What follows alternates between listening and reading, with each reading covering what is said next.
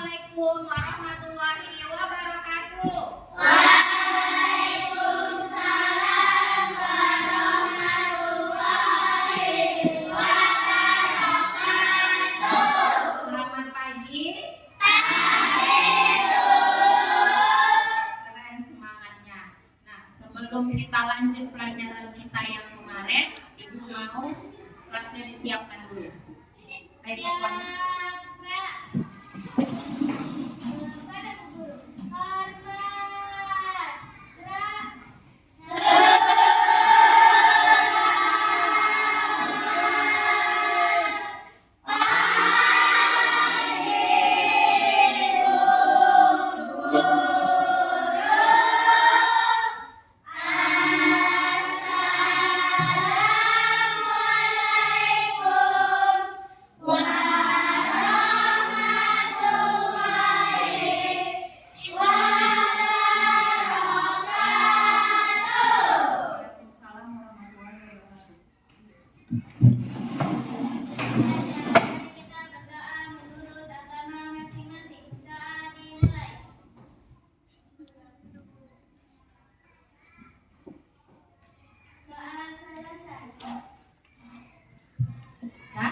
ada yang tidak hadir? Hadir semua? Keren semangatnya. Nah, sebelum itu Ibu mau kita sama-sama nyanyi lagu Garuda Pancasila. Bisa? Berdiri semuanya. 1, 2, 3.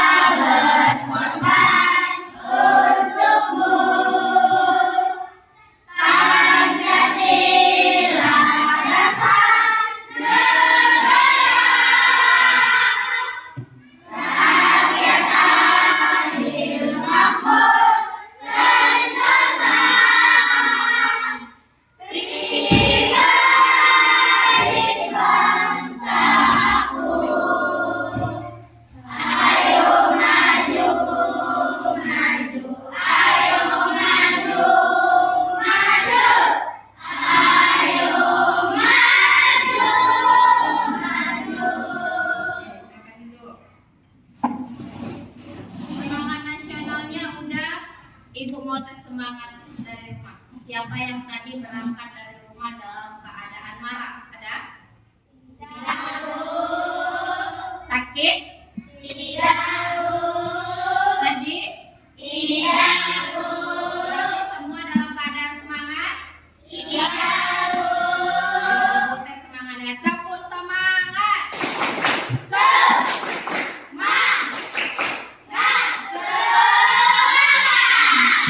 Oke, kita sambung pelajaran kita kemarin.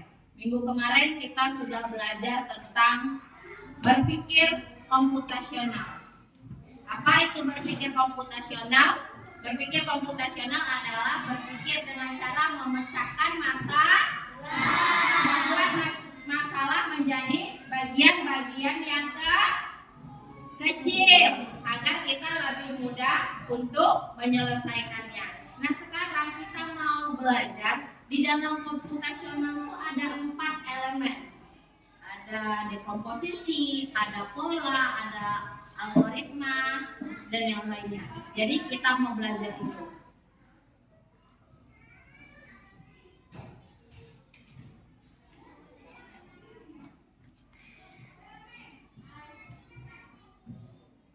Nah, berpikir komputasional itu sama saja dengan berpikir kritis agar kita bisa menyelesaikan sebuah masalah. Nah, untuk hari ini tujuan pembelajaran kita itu ada 3. Ada apa? Menjelaskan konsep berpikir komputasional, Yang kedua, mengidentifikasi tahapan berpikir komputasional, diantaranya dekomposisi, pengenalan pola, abstraksi, dan algoritma. Lalu ada menerapkan langkah-langkah berpikir komputasional pada situasi yang nyata. Jadi ketiga ini kita harapkan bisa kalian dapat pada pelajaran hari ini. Nah, sebelum kita mengulang pelajaran, Ibu mau kita semua sama-sama fokus. Jadi kita tepuk fokus dulu, bisa? Tepuk fokus. Melihat, mendengar, mengingat, fokus. Tepuk konsentrasi. Aku konsentrasi karena aku ingin tahu guruku berbicara, aku yang mendengarkan. Siap. Oke, sudah fokus, sudah konsentrasi, saatnya kita belajar. Nah, apa sih berpikir komputasional atau computational thinking? Kalau pakai bahasa orang bule. Kalau bahasa Indonesianya apa itu berpikir komputasional? Nah, komputasional mungkin ada hubungannya dengan komputer, ya enggak? Ya enggak. Karena kita belajar tentang coding. Sedikit banyak komputasional itu pasti menggunakan komputer, tapi tidak selalu. Tidak selalu komputasional itu harus menggunakan komputer. Kalau dengan komputer itu berarti plug. Kalau yang menggunakan lembaran kertas berarti namanya unplug. Nah, di komputasional tidak harus selalu menggunakan komputer. Bisa juga menggunakan lembaran-lembaran kertas.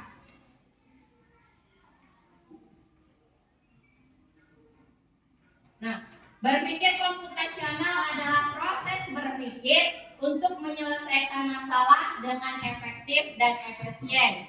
Misalnya, siapa di sini yang pernah buat jus jeruk? Jus jeruk. Siapa yang pernah buat jus jeruk di rumah? Nah, apakah setelah kita beli jeruk langsung dia jeng jadi jus jeruknya? Ya. Ada tahapan-tahapan yang kita lalui agar jeruk tadi bisa jadi jus jeruk. Nah, step by step, tahap demi tahap itulah yang dimaksud dalam berpikir komputasional. Memecahkan masalah dengan membaginya menjadi beberapa langkah. Nih, berpikir komputasional adalah dasar ilmu dari komputer. Proses berpikir ini dilakukan sebelum mulai menulis coding atau pemrograman. Siapa di sini yang pengen jadi programmer? Yang tukang buat game? Kalian suka main game kan? Nah, siapa di sini yang pengen ciptain gamenya sendiri? Ada? Nah, kalau mau jadi programmer, Kiki sama awalnya belajar ini. Di sini nanti kalian belajar bagaimana cara buat program yang baik. Di coding itu akan belajar seperti itu. Tapi untuk lebih detailnya itu nanti akan kalian pelajari di SMA atau di bangku kuliah. Di SD kita hanya belajar dasar-dasarnya. Jika direncanakan dengan baik, maka coding yang ditulis akan sesuai dengan kebutuhan dan dapat diselesaikan dengan cepat dan tepat. Nah, ada gambar apa itu? Kotak. Kotak itu kita ibaratkan komputasionalnya. Jadi ada 4 bagian. Ada dekomposisi, ada pengenalan pola, algoritma, dan abstraksi atau abstraction dalam bahasa Inggris. Nah, tapi ternyata berpikir komputasional juga bisa dilakukan tanpa komputer dan tanpa internet. Malah sebenarnya kita sudah menerapkannya dalam kehidupannya sehari-hari. Contohnya menyikat gigi. Apakah kita ambil sikat gigi langsung sikat giginya nyikat sendiri? Enggak. Ada tahapannya, kita ambil sikat gigi, kita kasih pasta gigi, kumur-kumur dahulu, gosok gigi, baru selesai. Ya kan? Berarti ada tahapan dari mulai awal mengambil sikat gigi sampai menyikat gigi yang bersih. Mencatat ringkasan pelajaran. Mencatat ringkasan pelajaran, apakah kita tulis semuanya? Tidak. Tentu kita ambil yang penting-penting saja kan? Dan harus kalian baca dahulu. Setelah dibaca, kita garis bawahi mana yang penting-pentingnya, baru kita bisa buat ringkasan. Menyiapkan tas sekolah malam atau pagi hari kalian menyiapkannya? Agar tidak ada barang yang tertinggal. Nah, itu udah berpikir komputasional. Ya kan? Kalian masukkan pasti buku yang besar dulu kan? Nah, buku yang besar, yang sedang, yang kecil, baru tempat pensilnya. Coba kalian bayangkan kalau kalian masukkan sekaligus, muat nggak? Nggak muat. Berarti harus tahap demi tahap, dari yang besar, yang sedang, yang kecil, lalu tempat pensil. Berarti kalian sudah melakukan berpikir komputasional. Nah, kalau kita sudah menerapkannya setiap hari, berarti udah mahir dong dengan komputasional? Sudah? Tentu, karena ada beberapa yang masih salah mengartikannya. Contohnya, tadi kan menerapkan berpikir komputasional pada masalah yang sederhana. Nah, masih banyak lagi masalah-masalah yang kompleks. Contoh yang agak rumit, memasak nasi goreng. Siapa yang pernah memasak nasi goreng? Apakah nasi kita ambil dari rice cooker atau piring jeng dari nasi goreng? Apa dulu yang kita lakukan? Memotong cabai, memotong bawang, lalu setelah itu kita apain? Kita tumis kan? Pakai minyak kan? Kita tuang, panaskan wajannya, tuang minyaknya sedikit, baru kita tumis bawang dan cabenya kan?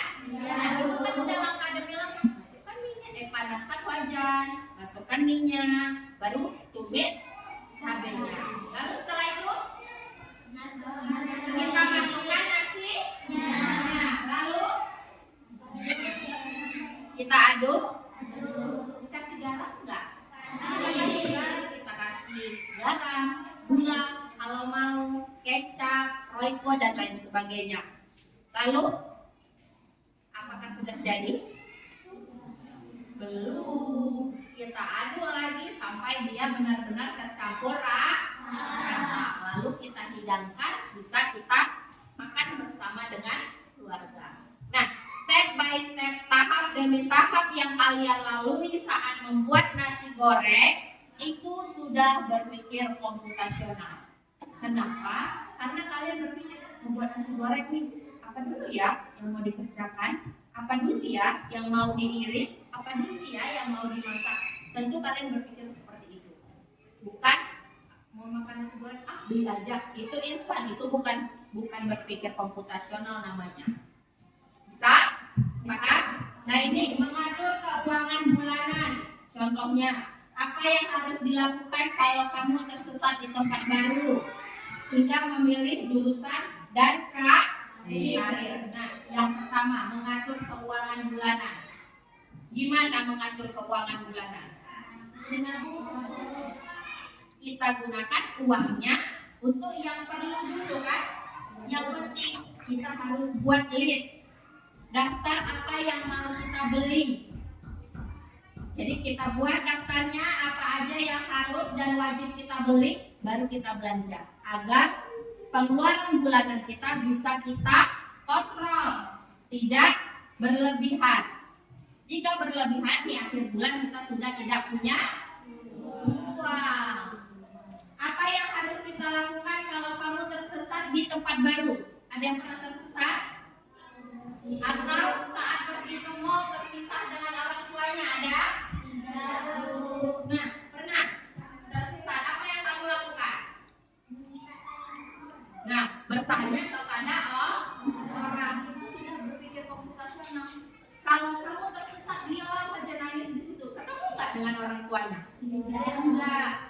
Caranya gimana? Kamu bisa bertanya ke bagian informasi, kan ada mbak-mbak yang saling memukasi perhatian kepada seluruh pengunjung mall SKA Pekanbaru, kan ada seperti itu. Yang kita bisa melapor dengan yang seperti itu, bagian informasi. Kita bilang saya terpisah dengan orang tua dan sebagainya, atau dengan satpam bisa kita melapor, atau dengan orang dewasa yang sekitarnya. Ibu minta tolong, saya terpisah dengan orang tua, bisa tolong bantu. Nanti pasti dibantunya. Nah, dengan seperti itu kalian juga sudah berpikir komputasional. Yang ketiga, memilih jurusan dan karir. Tentu kalian memilih kan, ini SD. Saat SMA nanti itu mulai tuh masuk jurusan SMP. Mau masuk jurusan apa ya di SMA nanti? IPA, IPS, seni, bahasa atau yang lainnya. Atau jurusan kesehatan. Atau mesin untuk yang laki-laki. Atau apa? Untuk kalian udah pikir kalau ngambil jurusan mesin, kalian akan kuliah di bagian otomotif. Kalau SMA-nya bagian kesehatan, kuliahnya akan kedokteran, kebidanan, keperawatan dan lain sebagainya. Bisa? Nah, untuk lebih jelasnya kita lihat video berikut ini.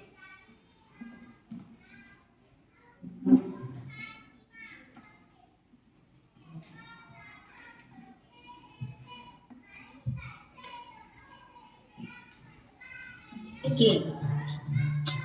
Hai teman kece, coba tebak apa artinya computational thinking atau berpikir komputasional? Adakah yang bermata jeli dan melihat kata komputasional di sini? Jadi mungkin ada hubungannya dengan komputer ya? Iya, betul sekali. Jempol buat kamu yang sudah menebak dengan benar. Berpikir komputasional adalah proses berpikir untuk menyelesaikan masalah dengan efektif dan efisien.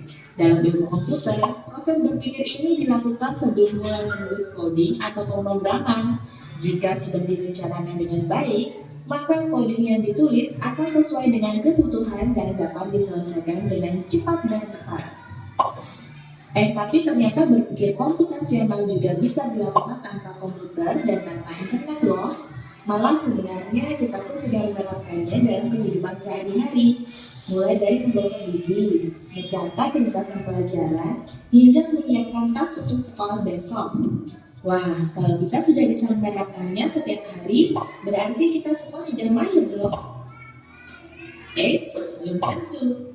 Contoh-contoh tadi kan menerapkan berpikir komputasional pada masalah yang sederhana. Masih banyak nih masalah yang lebih kompleks